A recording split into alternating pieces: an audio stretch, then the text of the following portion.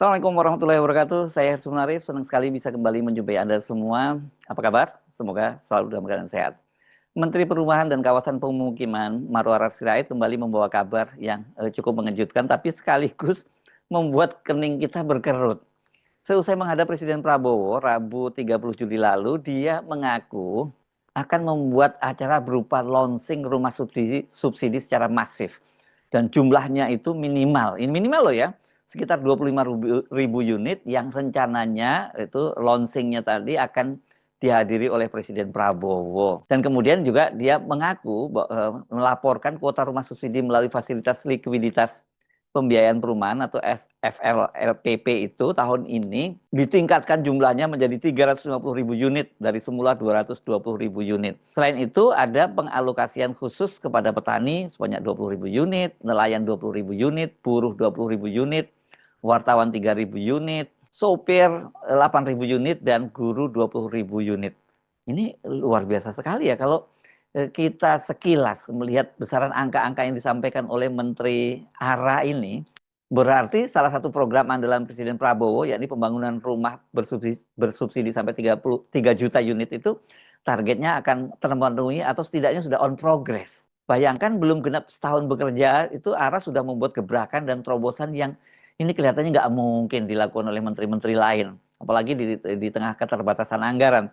Tapi kalau kita melihat serapan anggaran Kementerian Perumahan yang sangat rendah dan karenanya kemudian Kementerian Keuangan itu masih memblokir sebagian anggaran, ini rasanya apa ya? Ini kok terlalu too good to be true ya? Bagaimana mungkin diwujudkan itu? Karena setidaknya dalam rapat kerja tanggal 10 Juli 2025, jadi belum lama ini, Marwarar itu minta dukungan Komisi 5 agar Menteri Keuangan mencabut blokir anggaran kementeriannya. Kami mohon diperkenankan untuk buka blokir anggaran DIPA tahun anggaran 2025 sebesar 1,8 triliun untuk memanfaatkan MYC rumah pembangunan rumah susun IKN sebesar 910,30 miliar, revitalisasi Wisma Kemayoran sebesar Wisma Atlet Kemayoran sebesar 86,83 miliar dan akan dimanfaatkan untuk penyelesaian pekerjaan di Wisma Atlet Kemayoran agar layak huni dan siap huni seperti Wisma Atlet Pademangan. Dan lanjutan pembangunan rusun DOB Papua sebesar 136,92 miliar. Tapi ini untuk yang Papua nanti kami mohon tanggal 21 atau 22 saya maaf lupa. Kami akan bertemu dengan Kepala BIN untuk memastikan itu secara keamanan bisa dijalankan atau tidak. Jadi kalau anggarannya aja masih diblokir, pakai anggaran siapa Menteri ARA ini membangun puluhan ribu rumah bersubsidi itu? Sampai-sampai nih seorang netizen itu berseloroh, nih jangan-jangan Pak Menteri ARA ini punya jin ya. Ya ini kenapa kok kemudian curiga punya jin? Karena bisa melakukan apa yang manusia biasa lainnya itu tidak bisa melakukannya. Pertanyaan berikutnya maksud saya, bagaimana pertanggungjawaban kinerjanya sebagai Menteri Perumahan kalau penggunaan anggaran, kan semua penggunaan anggarannya itu harus dipertanggungjawabkan kalau dia tidak menggunakan anggaran negara, karena memang masih diblokir dan serapannya rendah, tapi bisa bangun banyak ya, berarti bukan dari anggaran negara dong. Kalau gitu anggaran siapa yang dipakai, dan sekali lagi bagaimana mempertanggungjawabkan kinerja dari kementeriannya. Ini bukan untuk pertama kalinya loh ARA mengumbar data keberhasilan kinerjanya. Kita mesti kasih tanda petik ya keberhasilan itu. Dia mengumbarnya ke publik yang terkesan saya sebut tadi too good to be true. Terlalu indah ya untuk dipercaya begitu. Padahal kan kita tahu ARA jelas bukan Bandung Bondowoso yang bisa membangun 1000 candi hanya dalam satu malam. Pada bulan Januari lalu, tepatnya 7 Januari 2025, setelah menghadap Presiden, itu ARA kepada wartawan juga menyatakan bahwa per 20 Oktober itu kementeriannya sudah membangun 40 ribu rumah dan masih terus bertambah. Jadi ini bukan pertama kali dia ngomong ya. Jadi kalau sekarang dia berencana 25 ribu, sebelumnya dia malah menyatakan sudah 40 ribu rumah. Nah, bayangkan ya, hanya dalam waktu kurang dari 4 bulan. Karena tanggal 7 Januari dia ngomongnya, dia dilantik tanggal 21 Oktober, kan berarti 3 bulan lebih, 4 bulan kurang. Dan kementeriannya itu udah dalam waktu kurang dari 4 bulan itu bisa membangun rumah sampai 40 ribu. Padahal semua paham ya problem membangun rumah itu. Apalagi dalam skala besar itu tidak sesederhana itu. Tapi yang paling menjadi masalah itu adalah soal lahan ya, ketersediaan lahan dan kemudian lahan yang clear and clean itu yang paling penting. Banyak sekali sengketa-sengketa itu karena di luar sengketa juga ketersediaan lahan kan sekarang ini sangat terbatas gitu. Banyak yang curiga bahwa jumlah 40.000 rumah yang diklaim ARA tadi semuanya itu ada semua rumah yang terbangun di seluruh Indonesia yang termasuk yang dibangun secara mandiri oleh warga. Jadi bukan oleh kementerian dan ini kemudian dia klaim saja seperti itu. Toh dia nggak menyebut secara spesifik bahwa itu yang kami bangun, nggak seperti itu. Pokoknya sudah dibangun 40.000 rumah bersubsidi tadi ya. Kalau kita mengikuti prosedur siklus APBN, maka dipastikan bahwa program tahun berjalan menggunakan anggaran yang diajukan tahun sebelumnya. Ya, artinya program itu dibiayai oleh perencanaan yang disusun oleh pemerintahan sebelumnya, karena ini transisi dari pemerintahnya Jokowi ke pemerintahnya Prabowo. Dalam hal ini berarti dia menggunakan anggaran yang disiapkan oleh pemerintahnya Jokowi Ma'ruf. Tapi kalau ini kita melongok ke situs Kementerian Keuangan, terutama di Dirjen Perbendaharaan Negara ini, ada siklus yang disebut namanya siklus APBN. Tahapannya itu dimulai pada bulan Januari sampai Juli, berupa perencanaan dan penganggaran. Ini merupakan tahap penyiapan konsep pokok-pokok kebijakan fiskal dan ekonomi makro. Asumsi dasar ekonomi makro yang akan digunakan sebagai acuan penyusunan kapasitas fiskal oleh pemerintah, disiapkan oleh pemerintah, BPS, dan Bank Indonesia. Nanti dari kegiatan perencanaan itu dan anggarannya dilakukan oleh Kementerian Negara atau lembaga yang menghasilkan rencana kerja pemerintah, disebutnya RKP. Kemudian dari rencana kerja dan anggaran kementerian dan lembaga tadi RKAKL, kemudian RKP dan RKAKL itu mencerminkan prioritas pembangunan yang telah ditetapkan Presiden dan mendapat persetujuan DPR. Jadi nggak main-main ya, ini bangun-bangun gini ini Presiden yang merencanakan dengan persetujuan DPR. Nah, setelah melalui pembahasan antara kementerian dan lembaga selaku Chief of Operation Officer dan Kementerian Keuangan selaku Chief Financial Officer dan Menteri Perencanaan, dihasilkan rencana Undang-Undang APBN yang bersama nota keuangan kemudian disampaikan ke DPR. Nah, itu periode Januari sampai Juli. Kemudian siklus berikutnya periode Agustus sampai Oktober. Itu berupa kegiatan pembahasan antara kementerian lembaga selaku Chief of Operation Officer dengan Menteri Keuangan selaku Chief Financial Officer. Dan kemudian dilakukan pembahasan RUU APBN antara pemerintah dan DPR dengan mempertimbangkan masukan dari DPD. Jadi pembahasan APBN antara pemerintah dengan DPR diawali pidato Presiden menyampaikan RUU APBN, kemudian direncanakan beserta nota keuangannya. Dan itu biasanya dilakukan pidato pada pekan ketiga Agustus dalam rapat paripurna. Nah, akhirnya ini periode akhir Oktober. Setelah mempelajari nota keuangan dan RUU APBN yang disampaikan oleh Presiden, masing-masing fraksi memberikan pemandangan umum atas RUU APBN beserta nota keuangannya. Dan pemandangan umum fraksi-fraksi ini meliputi pendapat dan tanggapan masing-masing fraksi atas asumsi dasar ekonomi makro, target pendapatan, serta rencana kebijakannya. Dan alokasi belanja, termasuk belanja subsidi, anggaran pendidikan, dan lain-lainnya lah gitu ya. Dan ini biasanya disampaikan dalam rapat paripurna pada pekan ke-4 Agustus. Barulah setelah itu pelaksanaan APBN, ini periodenya Januari. Jadi pada bulan Januari kemarin dia sudah mengklaim dia sudah membangun 40.000 rumah. Kan bingung kita ya, karena itu baru dimulai. Dan ini pada Januari itu biasanya pelaksanaan anggaran diawali dengan disahkannya dokumen pelaksanaan anggaran oleh Menteri Keuangan. Dan kemudian dokumen yang sudah disahkan oleh Menteri Keuangan disampaikan kepada Menteri Pimpinan Lembaga, Badan Pemeriksa Keuangan, kemudian Gubernur, Direktur Jenderal Anggaran, Direktur Jenderal Perbendaharaan terkait, kemudian Kuasa Bendahara Umum KPPN terkait, dan Kuasa Pengguna Anggaran. Panjang banget prosedurnya ya. Dan ini yang menjadi acuan dasar hukum pelaksanaan APBN yang dilakukan oleh Kementerian Lembaga dan Bendahara Umum Negara.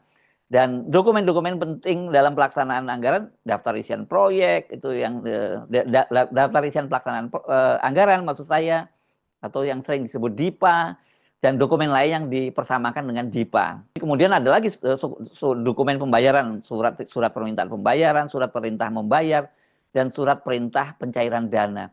Jadi kalau bulan Januari saja sudah mengklaim membangun 40.000 unit rumah, pakai duit siapa dan bagaimana membangunnya gitu. Tadi prosedur administrasinya sudah panjang banget. Belum lagi kalau kita ngomong penyiapan lahan, perizinan, penyiapan material, pemilihan kontraktor, dan juga proses pembangunannya sendiri. Aneh ini kalau dia kemudian sudah mengklaim 40.000 itu pada bulan Januari. Dan sekarang dia mengklaim lagi September akan ada pembangunan 25.000, itu minimal ya. Tapi kalau kita lihat gayanya ARA, jauh sebelum itu ya. setelah dia dilantik, ini baru dia dilantik ya, pada 21 Oktober 2024 kan dia dilantik ya. Dia itu menjadi menteri pertama yang langsung bergerak membangun rumah yang dia disebut akan dibagikan secara gratis. Nah, bayangkan kalau ada secara gratis itu bagaimana lagi pertanggungjawabannya. Ini dia menyampaikannya kepada wartawan tanggal 29 Oktober 2024 atau kurang dari 10 hari setelah jadi menteri, dan dia mengaku akan membangun perumahan dibagikan secara gratis kepada masyarakat, dan lahannya yang menarik katanya dibangun di atas tanah miliknya dia sendiri seluas 2,5 hektar di Tangerang. Nah, siapa yang membangun? Yang membangun adalah Taipan Pengembang Pantai Indah Kapuk 2 Aguan, yang itu nantinya full furnish katanya 2,5 hektar itu dibangun 250 rumah full furnish, fully furnish.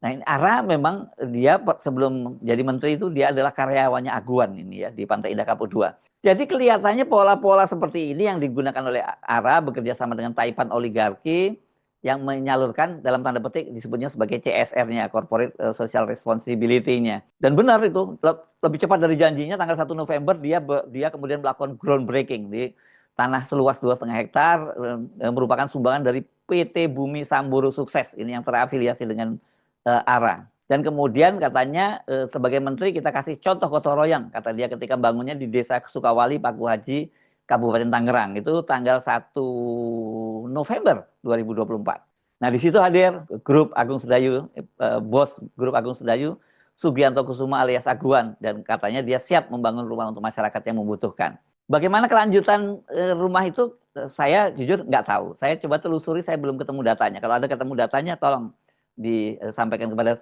kami sebagai masukan, karena saya belum menemukan datanya. Sekali lagi dalam soal ini ya, ini nggak bisa dong diklaim sebagai kinerja dia sebagai menteri, karena ini tanah milik dia pribadi bekerja sama dengan pengembang. Kelihatannya ini kan pola serupa ini yang juga terjadi, mungkin kita bisa menduga ya 20.000 rumah itu mungkin polanya seperti ini, atau ya seperti tadi ada Jin yang bantu dia bangun, atau kalau Jin ini olok-olok saja saya kira oleh netizen, ya rumah-rumah semua yang dibangun oleh rakyat juga diklaim oleh dia gitu. Tapi kan kalau kita kembali ke soal rumah yang dibantu oleh para Taipan pengembang tadi, para oligarki tadi, bagaimana pertanggungjawabannya? Emang nggak ada makan memang mereka gratis saja memberi rumah itu? Nggak mungkin, pasti akan ada semacam balas jasa lah, seperti ketika Aguan groundbreaking di EKN, kan kemudian dia mendapat keistimewaan menjadi PSN proyek strategis nasional bersama dengan kelompok Sinarmas ya di BSD. Kalau pola-pola seperti ini ya bahaya sekali dong ya. Bagaimana dengan yang rumah 25.000 ini? Kabarnya ini pasti itu memang bukan punya Kementerian Perumahan, tapi ini milik proyek Tapera. Tapera ini kan memang sudah lama ini ya. Jadi tabungan untuk pembangunan rumah itu mereka biasanya menjadi anggotanya, dan kemudian mereka mencicil dan dibangun berdasarkan mereka mendapatkan rumahnya berdasarkan antrian. Jumlahnya memang udah ribuan ini. Jadi sekali lagi ini bukan program kerja Kementerian Perumahan. Memang Menteri Ara ini bersama dengan siapa ya diantaranya Menteri Keuangan itu menjadi komite pengawas dari Tapera. Tapi kan kalau dia komite pengawas ya sekali lagi itu bukan kinerja dari Kementerian Perumahan. Ini kalau kita perhatikan nih gaya Ara ini main terabas ini memang memang sudah jadi khas dia, dan dia juga ini terkesan dia one man show tuh. Pokoknya dia maunya apa aja di kementerian itu dituruti, dan soal ini sempat disinggung oleh seorang anggota DPR, yakni Yanuar Arif Wibowo dalam rapat kerja dengan Menteri Keuangan di Komisi 5. Dia mempersoalkan gaya Ara yang one man show, dan yang dia khawatir itu nanti program 3 juta rumah dari Presiden Prabowo itu tidak akan tercapai dengan cara kerja dia seperti itu. Tapi jujur, pimpinan dan Pak Menteri setelah jajaran, setelah saya dalami slide yang saya terima dan juga paparan yang tadi baru saja disampaikan, saya melihat rupanya Pak Menteri ini harus bisa membangun tim yang kuat. Saya merasakan denyut bahwa ini one man show. Tidak melibatkan sebuah organisasi yang kuat untuk mewujudkan cita-cita Bapak Presiden. Ada beberapa catatan yang ingin sampaikan, izin dari meja pimpinan, mungkin saya juga nanti ingin berkorespondensi sedikit ya untuk mempertajam tentang peta jalan ini. Pertama, kalau kita lihat tadi paparan di awal ya, soal akses kepemilikan atau mendapatkan rumah yang layak. Ya, kalau kita lihat dari data PPS, ya, yang disampaikan Pak Menteri tadi, dari 2025 sampai dengan 2029, itu cuma 1,7% Pak kenaikannya. Ini dengan target 3 juta rumah loh. Padahal di era sebelumnya, yang targetnya itu 1 juta rumah, itu aksesnya meningkat per tahun 2,6%. Ini bagaimana? Dari situ saja kita sudah mulai melihat harusnya orang semakin mudah mendapatkan akses ketika jumlah ini diperbesar. Itu satu catatannya. Tapi nanti tolong dijelaskan. Tapi sebenarnya tanpa beliau jelaskan tentang ini, gitu ya, saya ingin langsung Pak tentang angka 3 juta tadi yang disampaikan. Ini menarik sekali, ya. Dari yang disebut upaya lain, selesai proses rencana upaya ini, saya melihat kok ini Pak Menteri mengambil bahasa Pak Presiden. Ini rencana 3 juta kok jadi omon-omon gitu loh. Ini angka Pak, ya. Angka ini cuma capaian Pak, KPI-nya nggak ada. Berapa rupiahnya? Ketika disebut yang upaya itu sebanyak 2.247.088. Ini belum ada anggarannya, belum ada pelaksanaannya. Ini udah bulan Mei loh Pak. Yang 2,24 juta ini masih entah di mana. Bapak tidak menjelaskan kapan ini akan diselesaikan. Terus kita bicara regulasi, ya. Saya ingin konfirmasi Pak sekarang. Tadi Pak Menteri bilang, ini terkait dengan, saya ngambil satu contoh saja, tentang dana desa. Pak Menteri sebut di situ, itu direncanakan 123.000, ya. Dan kalau menurut pengertian Pak Menteri, rencana itu artinya anggarannya tersedia, pekerjaannya belum dimulai. Betul ya Pak Menteri? Ya, betul ya, saya mau konfirmasi dulu. Tolong nantinya juga bisa dilihatkan ya, biar kita nanti semua bisa. Kita mau polanya langsung ngomong atau mau bagaimana, disepakati aja Pak? Iya, saya udah minta izin tadi sama di meja pimpinan. Kan belum dijawab. Satu kali saja. Ya, Silakan ya, satu kali aja. Dijawab aja. Jadi kalau memang kita sepakati aja polanya, saya setuju aja. Ini yang saya tunggu. Ya, cuma kita bersepakat supaya jangan gaduh.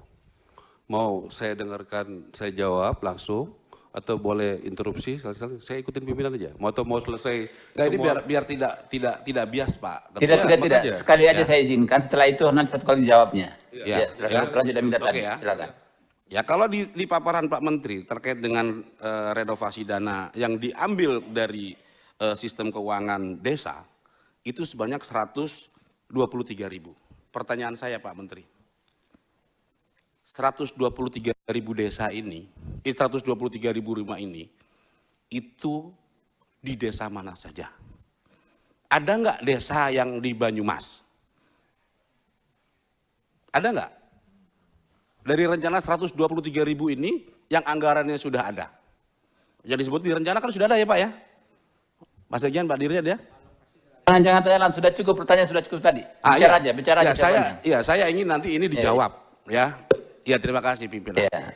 Ya, karena saya pengen memastikan, ya, karena sistem keuangan desa itu ada aturannya sendiri Pak. Mereka itu rigid, tidak boleh semena-mena menentukan target dari dana desa 123.000. Kalau desa Pak Kades mengalokasikan itu tanpa ada peraturan Menteri Keuangannya, itu mereka bisa masuk bui Pak. Jadi ini nggak main-main gitu loh. Nah ini kalau kemudian seperti ini bahasanya, ya, bagaimana teman desa kita? Saya hanya ingin mengkonfirmasi nanti 123.000 itu ada di desa mana saja. Gitu loh. Biar kita ini clear. Saya mau cek kalau ada di Banyumas atau di Cilacap dapil saya akan konfirmasi ke kades-kadesnya. Betul Pak, panjenengan ini menyiapkan dana untuk renovasi rumah. Betul nggak Pak? Kan ini yang jadi pertanyaan.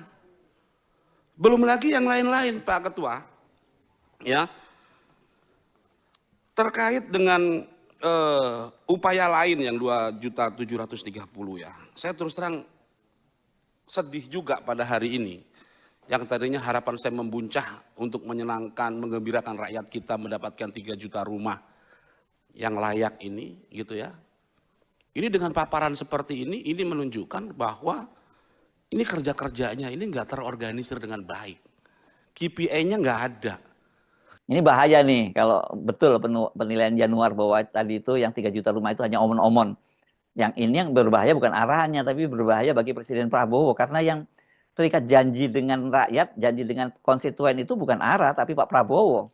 Selain one man show, gaya ARA yang arogan itu juga jadi persoalan. Bahkan masalah ini dikeluhkan oleh asosiasi pengembang. Mereka sempat berkumpul mempersoalkan itu, dan bahkan dalam sebuah kesempatan ketika mereka bertemu dengan ARA ini, mereka juga terkejut gaya ARA yang arogan gitu. Karena kok gayanya kepada para pengembang yang harus jadi mitra ini seperti karena anak buahnya manggilnya kau-kau aja gitu. Padahal mereka ini orang-orang tua, bukan banyak juga diantaranya yang lebih tua dari ARA. Saya tergelitik karena memang kalau bicara program bagus tentunya kita hakul yakin dukung pemerintah. Dan pasti kita juga akan turut mensukseskan. Terima kasih, Pak. Tuh. Kemudian yang kedua, karena judulnya koordinasi, saya sampaikan di forum ini bukan suasananya seperti subkoordinasi begitu. Antara atasan bawahan. Di sini adalah punya posisinya masing-masing. Saya sampaikan kepada Pak Menteri yang terhormat, seperti suasananya subkoordinasi dengan kita. Ya. Apalagi ke saya bilang kau gitu. Ya. Sorry saya sampaikan. Saya sebagai rakyat juga pemilik kedaulatan di Republik Indonesia. Ya. Dan kami juga sudah berkontribusi terhadap urusan rumah FLPP dan MBR.